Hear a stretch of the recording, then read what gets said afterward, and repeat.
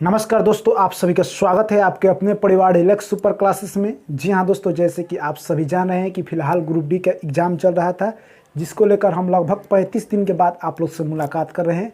जैसे कि दोस्तों हम आप सभी को बता दें कि 35 दिन लगभग हम एग्ज़ाम को लेकर कुछ बच्चे की तैयारी करा रहे थे, जिसमें हम व्यस्त थे, जिसकी वजह से मैं यूट्यूब पर क्लास नहीं ले पा रहा था। दोस्तों आप सभी से मेरे हाथ जोड़ के गुजारिश है कि अब यूट्यूब पर क्लास डेली आएगा, और जो भी साथी मैथ और रीजनिंग का कंप्लीट तैयारी करना चाहते हैं मेरे दोस्त, बेसिक से लेकर हाई लेवल तक आपको बताया जाएगा।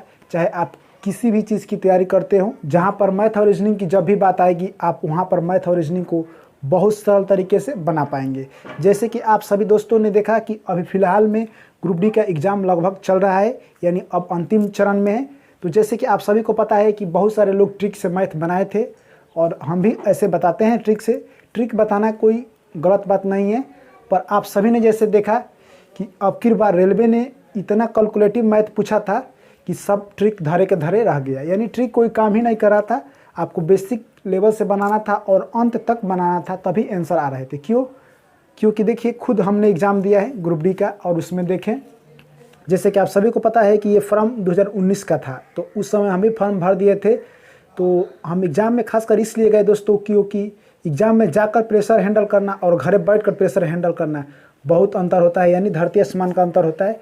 वहाँ पर जैसे कि बनाने वाला क्वेश्चन भी प्रेशर के चलते नहीं बना पा रहा था, क्योंकि देखिए जैसे कि वहाँ पर जेन्युइन बात है कि वहाँ पर कुछ की फैक्ट आ जाते हैं। जैसे कि देख लिए, आप घर पर बना रहे हैं तो कोई प्रेशर नहीं है, वहाँ पर आप कितना प्रेशर हैंडल कर रहे हैं ये बहुत बड़ा मायने रखता है मेरे दोस्त।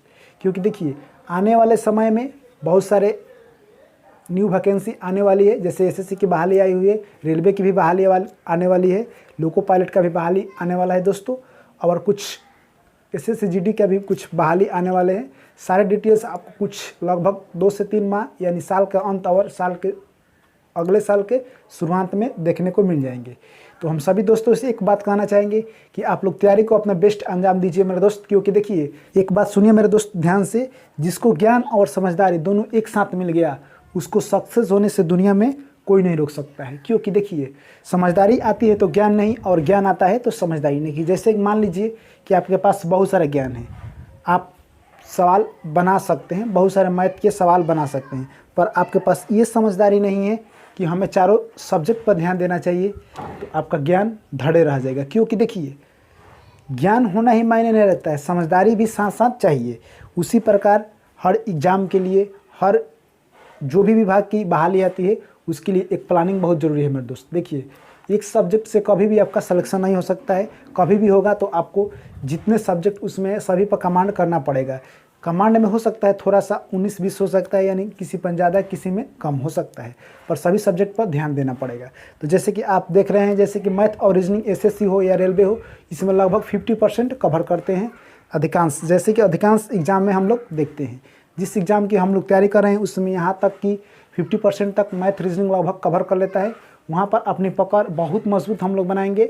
जैसे कि आप सभी को पता है कि हमने मैथ की क्लास लेना शुरू कर दिया दोस्तों, आज से लगभग 1 से डेढ़ महीना लगभग पहले से ही क्लास हम ले रहे हैं, जिसका प्ले लिस्ट हमने एक बनाया है। तो प्ले लिस्ट का नाम है मैथ शून्य से शिखर तक, और रीजनिंग का भी प्ले लिस्ट का नाम है रीजनिंग शून्य से शिखर तक। रीजनिंग में 4 चैप्टर और मैथ में लगभग 4 चैप्टर दोस्तों हमने कंप्लीट करा दिया है।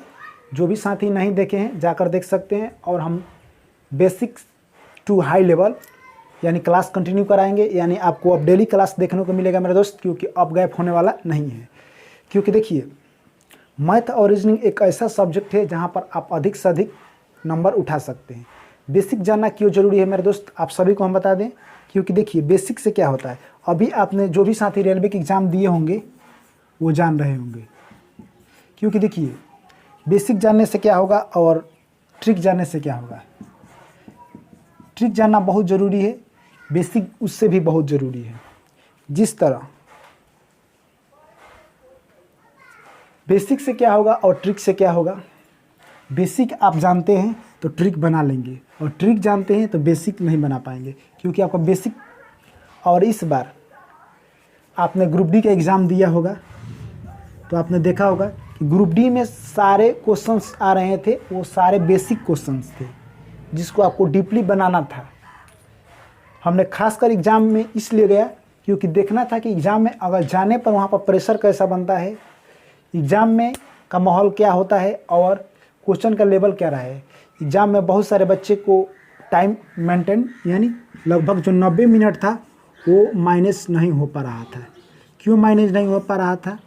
क्योंकि वो एग्ज़ाम से पहले यानी 20 से 25 सेट लगा कर गए थे और वहाँ पर गए, उनका टाइम माइनस नहीं हुआ।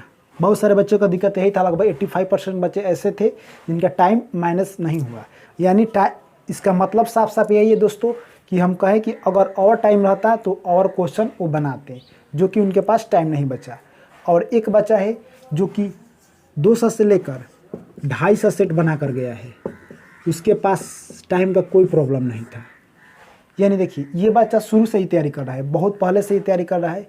यानी तैयारी तो सब 2019 से कर रहे हैं, पर ये साल के शुरू से ही इतना मेहनत, इतना सेट बना रहा है कि इसको टाइम का कोई दिक्कत नहीं हुआ। क्यों?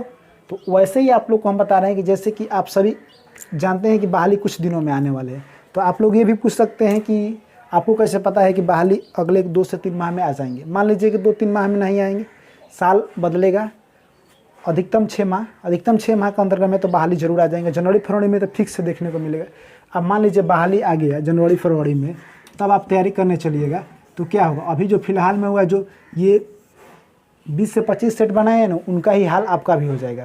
तो हम नहीं चाहते हैं वो हाल आपका हो, क्योंकि देखिए 20 से जो 25 सेट बनाए हैं एग्जाम से 1 माह पहले से, उनको टाइम में दिक्कत हुआ। उसी प्रकार अगर आप तैयारी दिसंबर या जनवरी से करते हैं, जनवरी में बहाली आ गया, अगर एग्जाम अप्रैल मई में हो गया तो आपका हाल वही हो जाएगा जो 25 से 20 सेट बनाए थे, यानी 20 से 25 सेट बनाए थे। और जो 2 से 2.5 सेट बनाए हैं यानी वो अभी से लग चुके हैं। ELP के लिए खासकर ELP के वैकेंसी बहुत जल्दी आने वाला है, यानी ये तो हम कहें नवंबर या दिसंबर में आ सकता है। यानी अनुमानता ये कोई जरूरी नहीं है कि फिक्स है कि नवंबर दिसंबर में आ जाएगा। माने जहाँ तक सारे लोग का अनुमान है यानी नवंबर दिसंबर तक बहाली आ जाएगा। यानी आप लोगों के लिए एक बेटर चांस है कि आप लोग अपना तैयारी को बेस्ट अंजाम दें और मैथ रीजनिंग को खासकर ध्यान दें मेरे दोस्त, जहाँ से आप बहुत सारे स्कोर कर सकते हैं। देखिए एक बात और रही, बेसिक जानना बहुत ज़रूरी है, क्योंकि देखिए बेसिक से आप ट्रिक बना सकते हैं। बेसिक आपका मजबूत रहेगा तो आप रेलवे का एग्ज़ाम क्रैक कर सकते हैं। क्योंकि देखिए जब भी कभी ऐसा नहीं हुआ है कि इस बार सिर्फ ट्रिक से ही क्वेश्चन बनते हैं, नहीं, क्योंकि बेसिक ज़्यादा जानना पड़ता है। क्योंकि देखिए जब भी क्वेश्चन आते हैं डीपली क्वेश्चन चले जाते हैं, घुमाकर क्वेश्चन जाते हैं, और जब भी आंसर पॉइंट में देता है तो वहाँ पर डीपली काम आता है। अगर आप ट्रिक जानते हैं तो ट्रिक भी काम आएगा, पर इस बार आपने एग्ज़ाम में देखा होगा कि ट्रिक धारे के धारे पड़ गया, सिर्फ बेसिक ही चला। तो बेसिक में बहुत सारे बच्चे को टाइम लग जा रहा है और उनसे क्वेश्चन छूट जा रहे थे। तो हम सभी साथियों से कहना चाहेंगे कि आप लोग अभी से अपना तैयारी शुरू कर दीजिए मेरे दोस्त। और डेली सुबह 10 बजे क्लास हमारा आता है यूट्यूब पर, यानी आप लोग जाइए और देखिए। आपका कोई भी डाउट हो तो पूछ सकते हैं मेरे दोस्त। और अब क्लास डेली होगा, यानी डेली सुबह 10 बजे मैथ के क्वेश्चंस आएंगे, यानी डेली चैप्टर बाय चैप्टर आपको पढ़ाया जाएगा। तो आप लोग कंटिन्यू बने रहे मेरे दोस्त, और वीडियो को अधिक से अधिक शेयर कर दीजिए। और जो भी साथी नए हैं मेरे दोस्त, चैनल को सब्सक्राइब कर लीजिए और वीडियो को लाइक कर दीजिए। क्लास लेने के बाद भी अगर आपका डाउट बच जाता है तो हम समझे कि क्लास लेना 100% मेरा सक्सेस नहीं हुआ। क्योंकि देखिए हर बच्चा को समझाना मेरा मकसद है, क्योंकि हर बच्चा, जो बच्चे मैथ में कमज़ोर है उनको भी समझाना मेरा मकसद है। और आपका कोई भी डाउट होता है दोस्तों आप पूछिए ज़रूर, क्योंकि देखिए आप बिना पूछे हम नहीं पता चल सकता है कि किस क्वेश्चन में डाउट है। तो आप लोग पूछिए ज़रूर मेरे दोस्त। फिर आप लोग से मिलते हैं नेक्स्ट क्लास में। Thank you, bye bye.